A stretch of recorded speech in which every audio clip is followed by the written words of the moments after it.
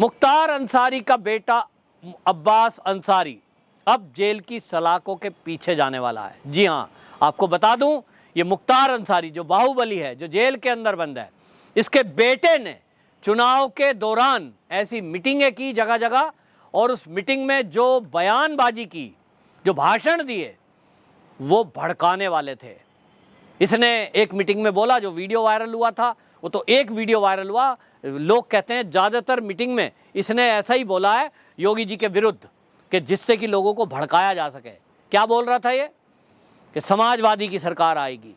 मैं अखिलेश भैया से बात करने गया, मैंने उनसे आधे घंटे बात की। मैंने उनको कहा कि जब सरकार बन जाएगी तो अधिकारियों के 6 महीने तक ट्रांसफ़र मत करना, पहले हम हिसाब करेंगे, उसके बाद बताया जाएगा किसको कहाँ पोस्टिंग देनी है। किसकी तरफ इशारा कर रहे थे? ये कर रहे थे पुलिस और प्रशासन के अधिकारियों के। क्या ये पुलिस के प्रशासन के अधिकारियों को मारेंगे? क्या करता था ये मुख्तार अंसारी?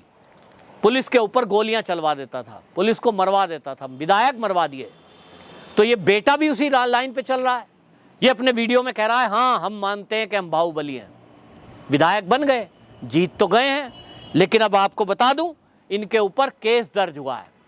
इनके ऊपर पहला केस दर्ज हुआ था चुनाव की आचार संहिता उल्लंघन का, क्योंकि आचार संहिता जब लगी हो तो आप ऐसे में कोई भी इस तरह का बयानबाजी नहीं कर सकते जो संप्रदाय विशेष के बीच में आप दे रहे हो, किसी के विरुद्ध दे रहे हो। इस तरह की अमर्यादित भाषा ठीक नहीं है। अब उसकी विवेचना हुई, और विवेचना में ये पाया गया कि ये जो मुख्तार अंसारी का बेटा है, ये अब्बास अंसारी, ये जो बयानबाजी कर रहा था, ये कम्युनिटी को भड़काने के लिए काम कर रहा था, और इससे सांप्रदायिक सौहार्द बिगड़ सकता था। और इसलिए अब पुलिस ने उस विवेचना के आधार पर अभी तक चुनाव आचार संहिता की धारा जोड़ रखी थी, अभी और धारा जुड़ गई हैं, और अब धारा जुड़ गई हैं तो अब सौहार्द फैलाने की धारा जुड़ गई हैं। अब निश्चित रूप से ये जो है इस मामले में जेल की सलाखों के पीछे ही जीवन रहेगा, बाप की तरह ये भी जेल में रहेगा।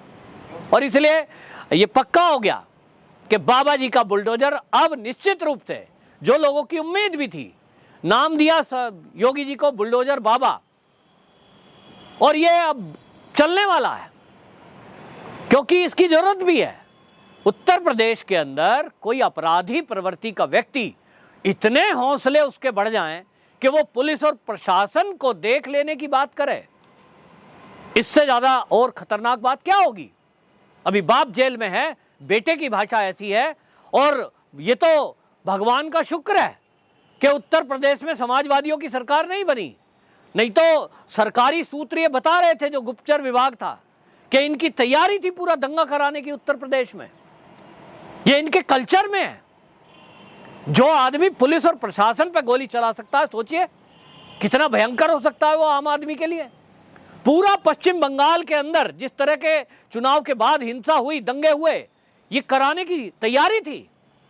लेकिन अब तो बाबा जी आ गए, तो बाबा जी ने अभी तो शपथ ग्रहण करी नहीं है, इस्तीफा दे दिया है, लेकिन पुलिस और प्रशासन अभी चुनाव आयोग के निर्देशन में काम कर रहा है, और उन्होंने बाकायदा करना शुरू कर दिया है। FIR दर्ज हो गई है। अब ऐसे लोगों की भी तलाश हो रही है जो लोग फर्जी ऑडियो बनाकर, वीडियो बनाकर वायरल कर रहे थे। ऐसे एक मास्टर जी का ऑडियो हमने सुना, वो कह रहे हैं मैं पीठासीन अधिकारी था जी, और मैंने देखा कि EVM बदली जा रही थी, बीजेपी वाले EVM बदल रहे थे। और बात क्या कर रहा है? वैसे तो मैं बीजेपी का सपोर्टर हूं, लेकिन गलत हो रहा है। 2 लोग आपस में बात कर रहे हैं, वीडियो वायरल, ऑडियो वायरल कर दी, क्या उससे लोग नहीं भड़केंगे? निश्चित रूप से भड़केंगे, भड़काए गए। और इधर अखिलेश यादव प्रेस कॉन्फ्रेंस कर रहे हैं, वो कार्यकर्ताओं का आह्वान कर रहे हैं कि वोटों की गिनती जहां होगी, मतगणना स्थल को घेर लो। क्या तैयारी थी? दंगे कराने की तैयारी थी। अखिलेश यादव की ये बयानबाजी भयंकर खतरनाक थी। ये तो अलग है कि सरकार नहीं आई, सरकार हारने के डर से ये क्या करने जा रहे थे, इनको पता लग गया कि बेटा जो दंगा करेगा फिर उसकी संपत्ति भी जब्त होती है यूपी में। और इसलिए कार्यकर्ता शायद उस तरह से निकल कर नहीं आए, लेकिन इन्होंने कोशिश तो की। अब आपने देखा कि जब अखिलेश यादव ने प्रेस कॉन्फ्रेंस की थी, उस टाइम पे क्या हुआ? अगले दिन खबर आ गई कि बनारस शहर के अंदर, वाराणसी में जगह जगह ये समाजवादियों के लोग सरकारी गाड़ियां रोक रहे थे, डीएम की गाड़ी रोक दी, उसकी गाड़ी की तलाशी ले रहे थे। अब भीड़ ज्यादा है, प्रशासन को अभी अनुमति नहीं थी कि भाई बल प्रयोग करें, नहीं तो वहां गोली चलानी पड़ती। एक डीएम है जिले का, उसकी तुम गाड़ी रोक रहे हो जबरन, फिर उस गाड़ी में घुस जा रहे हो और गाड़ी चेक कर रहे हो कि ईवीएम चेक कर रहे हैं हम। एसपी की गाड़ी रोक दी, कूड़े की गाड़ी रोक दी, सारा कूड़ा सड़क पे फैला दिया, हम चेक कर रहे हैं कूड़े के नीचे ये ईवीएम तो नहीं है। क्या बदतमीजी है, अव्यवस्था पूरे वहां आप शहर में फैला रहे हो। उसके लिए अब पता लगा है कि जिला अध्यक्ष समाजवादी का और इस तरह के कार्यकर्ता, उनकी पहचान की गई है। प्रशासन को वीडियो के जरिए जो पहचान हुई है, अब उनके ऊपर एफआईआर दर्ज हो रही है। लोगों को समझना चाहिए कि ये जो परिवारवादी पार्टियां हैं, ये आपको इसी तरह भड़काएंगी, भटकाएंगी, लड़ाएंगी और आपको बचाने नहीं आएंगी। अब 5 साल बाबा जी का बुलडोजर चलेगा। देखते हैं अखिलेश यादव कितने लोगों के लिए अब मुआवजा देंगे जब घर टूट जाएंगे, जो संपत्ति जब्त होंगी, जेल जाएंगे। और इसलिए समझना होगा कि लॉ एंड ऑर्डर की स्थिति पर ही उत्तर प्रदेश की जनता ने योगी जी को वोट किया है। तो लॉ एंड ऑर्डर की स्थिति तो उत्तर प्रदेश में सबसे ऊपर रहने वाली है। और इस तरह के ये जो बयानबाजी करके भड़काने वाले लोग हैं, इनका अब कोई अस्तित्व नहीं है। अभी 5 साल में योगी जी फिर भी संभल के चल रहे थे, क्योंकि वो अभी समझ रहे थे शासन, प्रशासन, पुलिस, आईएएस, आईपीएस, ये जो जाल है, ये पूरे लोग शुरू में तो विरोध में हो गए थे जब योगी जी सत्ता में आए थे 17 में। उनको ना वो उनको समझ रहे हैं, ना उनको समझ रहे हैं। योगी जी के बारे में क्या क्या बातें फैला दी गई। शासन प्रशासन को लग रहा था एक भगवाधारी है, इनको क्या पता, शासन प्रशासन का अनुभव तो है नहीं, कैसे ही बहका लो। ट्यूनिंग ठीक नहीं हुई। लेकिन जब 2-3 साल बीत गए, बीतते बीतते समय प्रशासन के और शासन के अधिकारियों को, पुलिस के आईपीएस अधिकारियों को, उच्च अधिकारियों को समझ में आ गया कि जिसको आप खाली एक महंत और एक बाबा जी समझ रहे हैं, वो कुशल राजनीतिक नेता भी हैं, वो एक प्रशासक भी है कुशल। जिस तरह से गोरक्षपीठ के पूरे व्यवस्था को वो चलाते आए कई साल से, कोई चला नहीं सकता। और इसलिए योगी जी के बारे में जिन लोगों को भ्रम था, शासन प्रशासन के लोगों को और गुंडे बदमाशों को, उनको भी भ्रम था कि ये क्या चलाएंगे, पुलिस में तो हमारी पैठ है।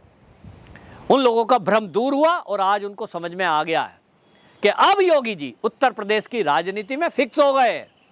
जैसे गुजरात में नरेंद्र मोदी जी ने स्थापना कर दी थी कि आप देख लीजिए सालों साल से बीजेपी है, कोई हटाने वाला नहीं है। उत्तर प्रदेश अब फिक्स हो गया, भाजपा और तय भाजपा, और कोई रहेगा ही नहीं। और इसलिए अब अपराधी गुंडे मवालियों को ये समझ जाना चाहिए। ये जो समाजवादी पार्टी में गुंडे हैं, इनको समझ लेना चाहिए, ये अब्बास जैसे, अंसारी जैसे लोगों को, कि यहां बदतमीजी सहन उत्तर प्रदेश में नहीं की जाएगी। अब यहां की पुलिस को कहने की भी जरूरत नहीं है योगी जी को कि भाई कार्रवाई करो, अब खुद से तत्काल कार्रवाई होती है। और अब इस तरह के लोगों को खोज कर जेल के अंदर डाला जाएगा जिन लोगों ने चुनाव के दौरान ये माहौल को खराब करने की कोशिश की और लोगों को डराने धमकाने की कोशिश की। कई ऐसी घटनाएं हुई जहां वोटरों को धमकाया गया, ऐसे लोगों के खिलाफ भी कार्रवाई हो रही है। और बाकायदा ये जो है लॉ एंड ऑर्डर के जो व्यवस्था है, इसको देखते हुए उच्च अधिकारियों ने पुलिस के ये संज्ञान लिया है और हर जिले के एसएसपी और डीएम को यह आदेश हुआ है कि ऐसे लोगों की पहचान की जाए जिन्होंने चुनाव के दौरान गड़बड़ी करने की कोशिश की, लोगों को डराने धमकाने की कोशिश की, लॉ एंड ऑर्डर की व्यवस्था को खराब करने की कोशिश की। अब अभी से ये जब तक योगी जी का शपथ ग्रहण होगा तब तक आप देखना बड़े लोगों के ऊपर ये कार्रवाई हो चुकी होगी, अपने आप में एक उदाहरण होगा। और अगले 5 साल में जिस मुद्दे पर योगी जी को वोट किया है लोगों ने, जिसलिए उनको दोबारा सीएम बनाया है, योगी जी भी अच्छे से समझ रहे हैं और उसी मुद्दे को वो आगे बढ़ाएंगे। निश्चित रूप से अब उत्तर प्रदेश एक नया प्रदेश बनकर के निभरेगा जहां गुंडे मवाली बदमाशों का कोई नामो निशान नहीं होगा। वहां केवल विकास और लॉ एंड ऑर्डर, महिलाओं की सुरक्षा, ये मुद्दे रहेंगे।